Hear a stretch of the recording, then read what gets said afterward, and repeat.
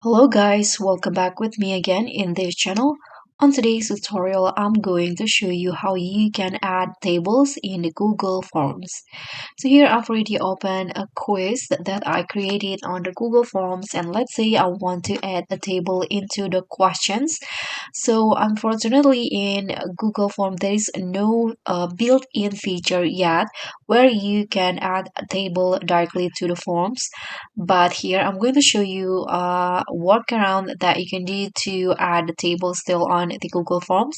So what you need to do is just create a table on other apps such as Google Sheets or Google Docs like this. Now you can just find or use any screenshot app. In this case on Windows we are using snipping tool.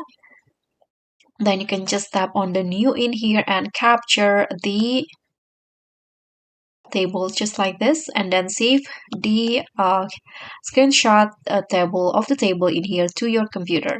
After that you can go back and go to open the forms again and choose this add inline image, tap on browse, and just add the screenshot of the table that you take before. As you guys can see here, this is the table. Now you can just add the question related to the table. So that's pretty much all. Thank you so much for watching. Don't forget to like, comment, and subscribe. Also click on the thanks. Bye.